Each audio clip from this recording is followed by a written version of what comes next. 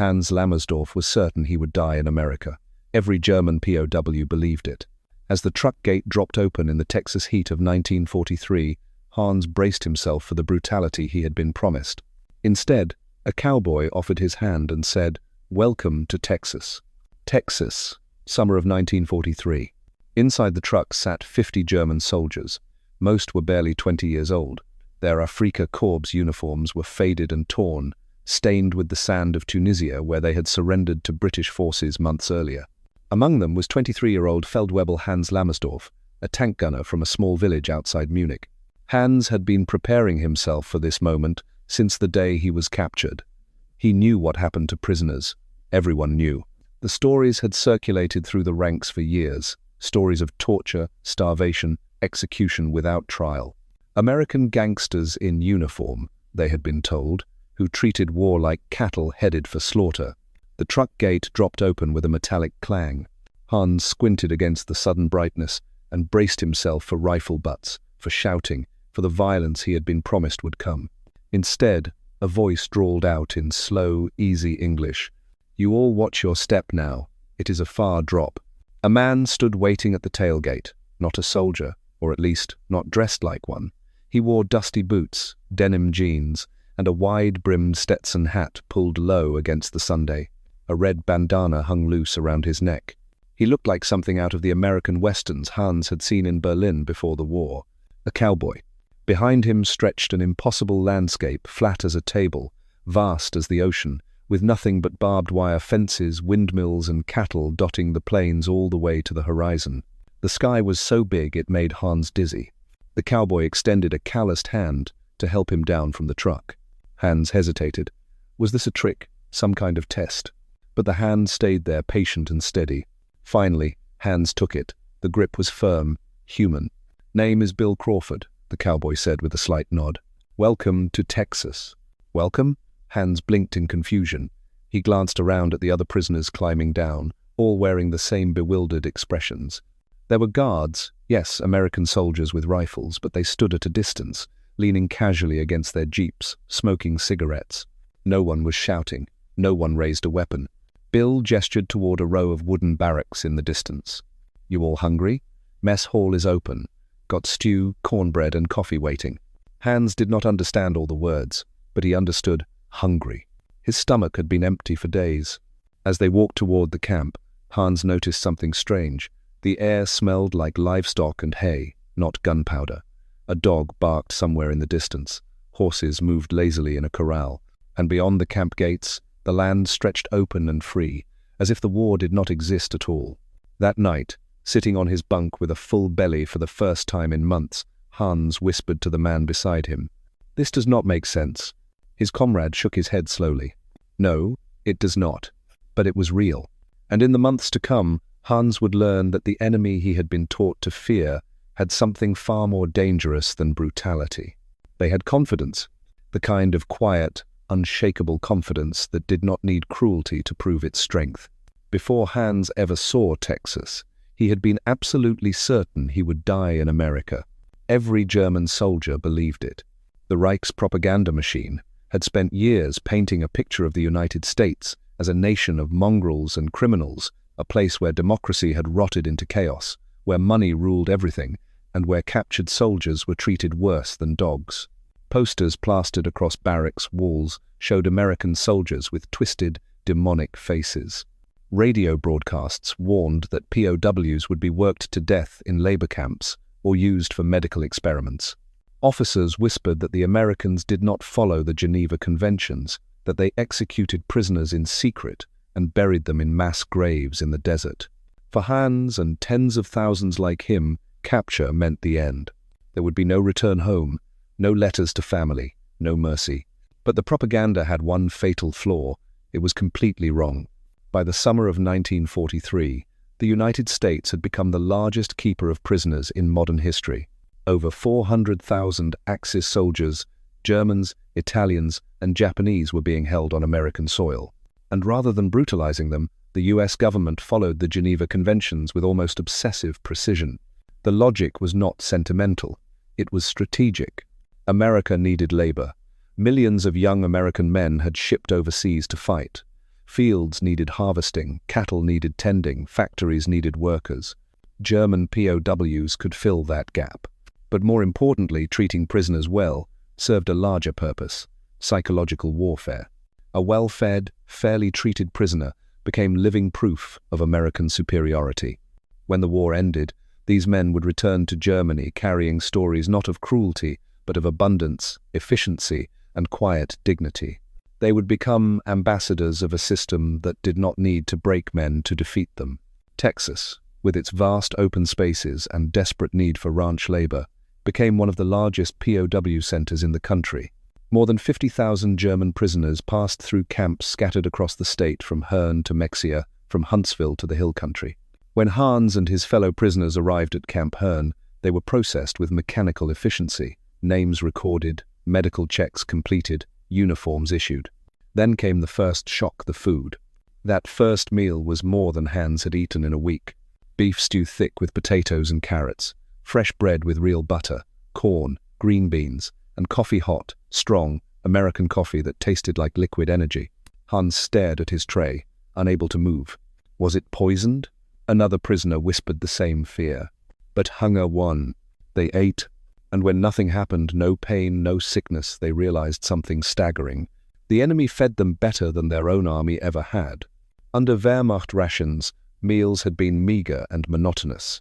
Here, each prisoner received over 3,000 calories a day, more than many American civilians.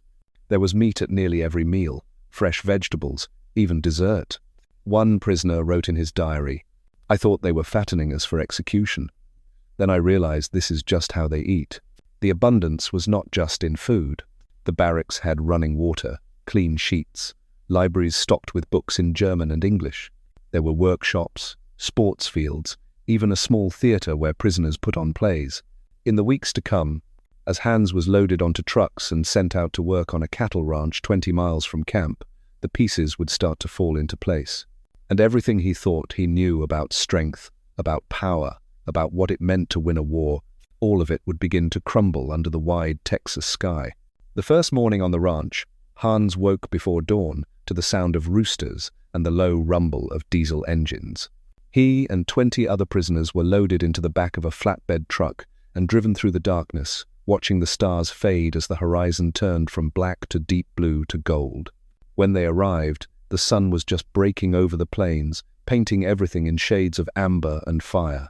The ranch was called the Broken Arrow. It sprawled across 5,000 acres of grassland, with herds of cattle that numbered in the hundreds and horses that roamed half wild in distant corrals. The main house was white clapboard with a wide porch. Nearby stood a massive barn, grain silos, and a bunkhouse for workers. Waiting for them was the ranch foreman, a man named Jack Sullivan. He was in his 50s, lean and weathered, with skin the color of saddle leather and eyes that seemed to take in everything without judgment.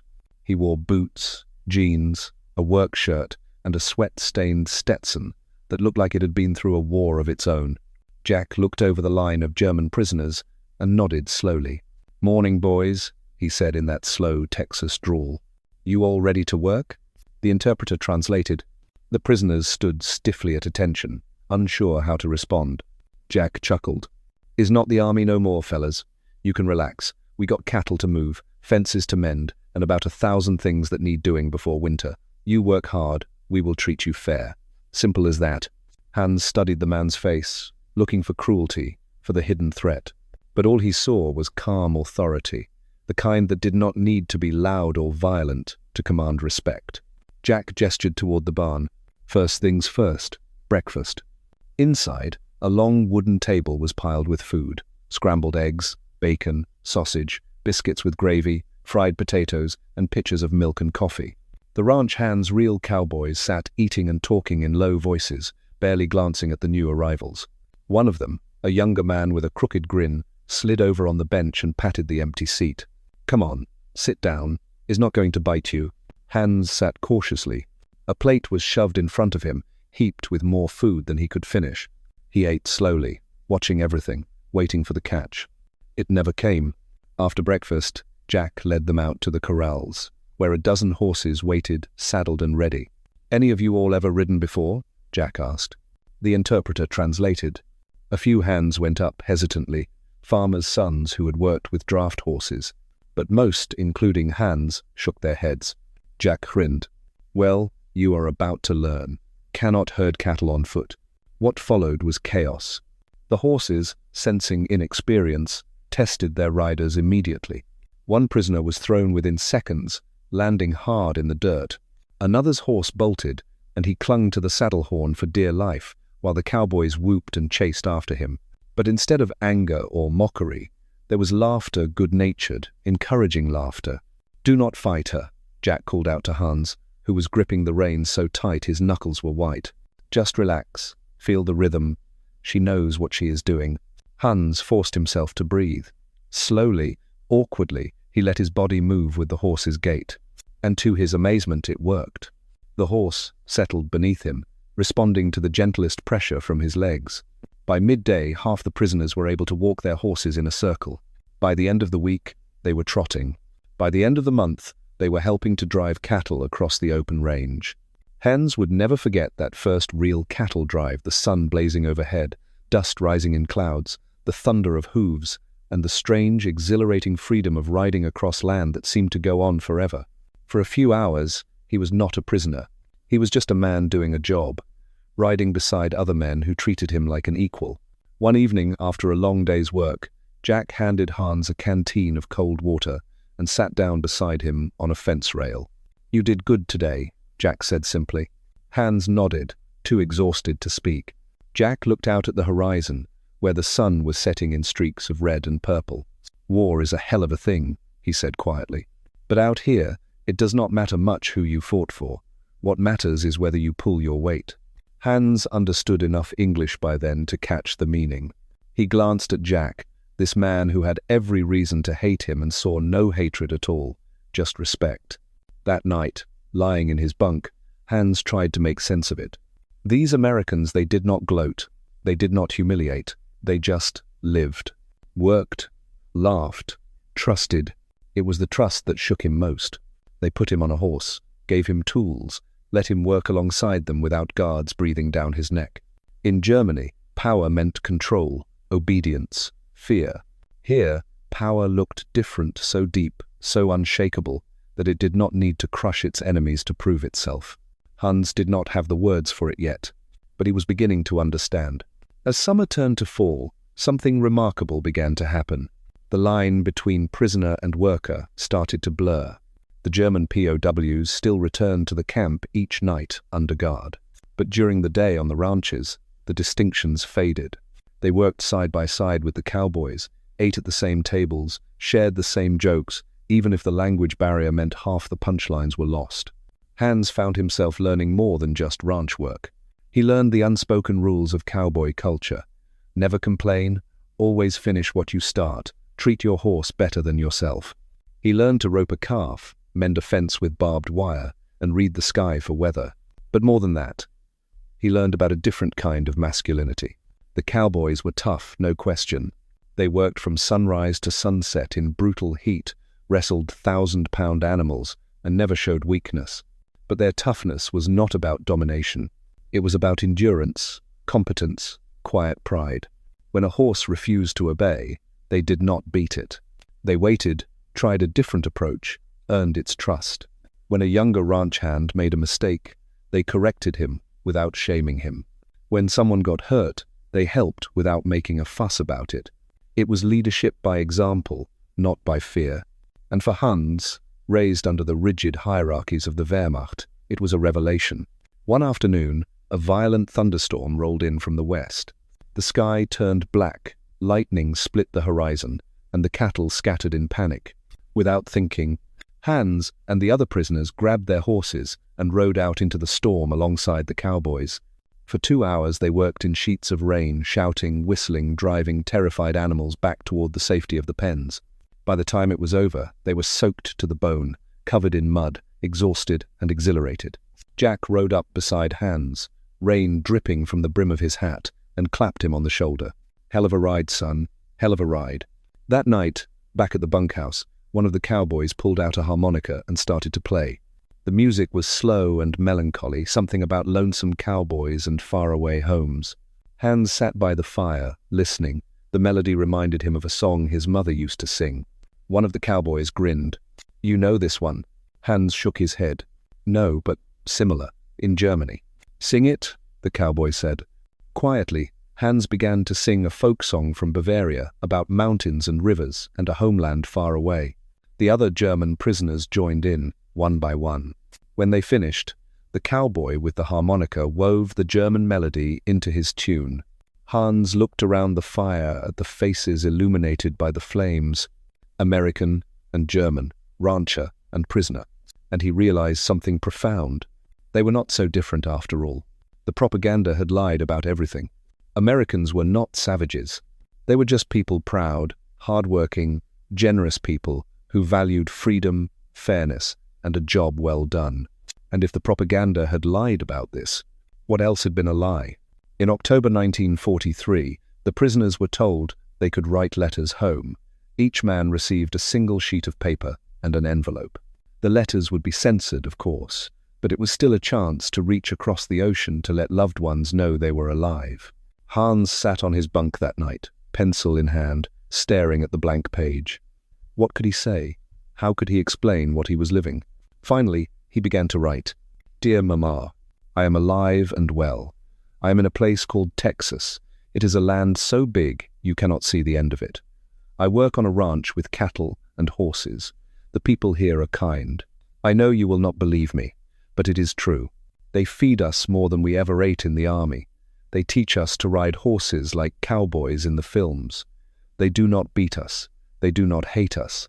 They treat us like men. Mama, I thought I understood what strength was. I thought it was about discipline and order and the willingness to do hard things. But here I have learned something different. Strength can also be kindness. Power can also be mercy. I do not know when I will come home, but I want you to know I am safe, perhaps safer than I have been in years. Your son, Hans." He folded the letter carefully and handed it to the camp administrator the next morning. Weeks later, a reply came. His mother wrote back, confused but hopeful, saying she wanted to believe him that if what he described was true, perhaps there was hope for the world after all. Hans wasn't the only one whose letters shocked his family. All across Germany, families received similar impossible stories, tales of abundance, of freedom, of kindness from the enemy. Many refused to believe it. Some thought their sons had been brainwashed. Others suspected the letters were propaganda written by American censors. But the letters kept coming, and slowly the truth began to sink in.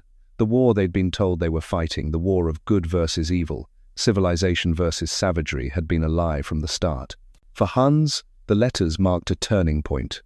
He realized that what he was experiencing wasn't just good fortune. It was a deliberate choice. America had decided to treat its prisoners with dignity not because it was weak, but because it was strong enough to afford mercy. That moral certainty was more devastating than any weapon. Because once you've seen it, once you've lived under it, you can never unsee it. April 1945. The ranch radio crackled to life one morning with news that made the world stop turning. Germany had surrendered. Hitler was dead. The war in Europe was over. Jack walked out to the corral where Hans and the others were working. His face was serious, hat in hand. "Boys," he said quietly, "it's done. Germany surrendered." For a long moment, no one moved. The words hung in the air like smoke. Hans felt his chest tighten. Over. After 6 years, it was over. But what did that mean? What was he going home to? That night, the prisoners gathered in silence. Some cried. Others sat stone-faced, staring at nothing. Hans just felt numb. Germany was rubble. His city, his home, his family, everything might be gone. And even if they'd survived, what would they think of him? A man who'd spent 2 years working peacefully on an enemy ranch while his country burned? Jack found him sitting alone by the fence, looking out at the dark plains. "You all right, son?" Hans shrugged. "I do not know what I am going back to." Jack was quiet for a moment. Then he said, "You're going back to whatever you make of it. War tears things down, but peace, that's when you find out what a man's really made of." Hans nodded slowly. "You're a good worker, Hans," Jack continued. "You got a good head on your shoulders. Whatever you find when you get home, you'll figure it out." Before Hans left the ranch, Jack gave him something, a worn leather belt with a silver buckle shaped like a longhorn. "So you remember," Jack said simply. Hans held it in his hands, feeling the weight of it. "I will never forget." And he didn't. The journey home took months. The ocean crossing was slow, the processing slower. When Hans finally arrived in Bremerhaven in late 1945, he barely recognized his own country. Germany was ruins, cities flattened, forests burned, millions dead or displaced. The nation that had once marched with terrifying precision across Europe now lay broken and starving. Hans made his way back to Munich. His family's apartment building was gone, just a pile of rubble, but by some miracle, his mother and sister had survived. They were living in a displaced persons camp on the outskirts of the city. When he found them, his mother collapsed into his arms, sobbing. She had thought him dead. That night, sitting around a small fire with watery soup and stale bread, Hans told them about Texas, about the cowboys, the horses, the wide-open plains, about Jack Sullivan and the Broken Arrow Ranch. His sister listened with wide eyes. "They really treated you like that?" "Yes," Hans said quietly. "They did." His mother touched his face. "You look different, older." Hans nodded. He was different. He'd left Germany a loyal soldier of the Reich. He was returning as something else, a man who'd seen another way of living, another way of being strong. In the years that followed, Hans worked to rebuild. He became a translator for the American occupation forces, using the English he'd learned from cowboys. Later, he opened a small business importing American goods. But he never forgot Texas. In 1962, 17 years after the war ended, Hans saved enough money to return. He flew to Houston, rented a car, and drove to Hearne. The POW camp was gone, torn down and plowed under. But the Broken Arrow Ranch was still there. He pulled up to the main house, his heart pounding. Jack Sullivan was older, grayer, but still upright. He stepped off the porch, squinting at the stranger in the driveway. Then his eyes widened. "Hans?" Hans grinned. "Hello, Jack." They embraced like brothers. That evening, Hans sat on the same porch, drinking the same bitter coffee, looking out at the same vast plains, and he told Jack what he'd never said in any letter. "You saved my life, not by keeping me alive, by showing me how to live." Jack looked at him for a long moment, then he smiled. "You would have figured it out, son. You always had it in you." Hans shook his head. "No, I learned it here. From you." He reached into his bag and pulled out the belt Jack had given him 20 years earlier. He still wore it. Jack laughed a deep, genuine laugh. "I'll be damned." Hans returned to Germany, but he came back to Texas 3 more times before Jack passed away in 1979. And every time, they rode out to the far pastures together, 2 old men on horseback, remembering a time when the world was at war but a small piece of Texas had chosen peace. Today, historians estimate that over 50,000 German POWs passed through Texas during World War II. Most worked on ranches, farms, and in factories. And most went home with stories that contradicted everything they'd been taught about America. These men became quiet ambassadors of reconciliation. They told their children and grandchildren not about cruelty, but about fairness, not about hatred, but about respect, not about vengeance, but about the steady confidence of a nation that didn't need to break its enemies to win. In the years after the war, many former POWs returned to Texas not as prisoners, but as immigrants. They brought their families, started businesses, and became part of the fabric of the communities that had once held them captive. Hans Lammersdorf was one of them. He eventually moved to San Antonio in 1970, where he lived until his death in 1998. In his will, he left a letter to be opened by his grandchildren. It read, "I fought in a war I thought was righteous. I was captured by an enemy I thought was evil, and I learned that I had been wrong about everything. The greatest victory is not won on the battlefield. It is won in the moment. You choose mercy over cruelty, dignity over humiliation, hope over despair. Remember Texas. Remember the cowboys who taught a German soldier that enemies can become friends. And remember that the strongest nations are not the ones who crush their foes, but the ones who lift them up." The belt Jack gave him still hangs in his grandson's home in Texas, next to a faded photograph. 2 men on horseback, American and German, riding together under an endless sky. Because sometimes, the greatest battles aren't fought with bullets. They're won with kindness.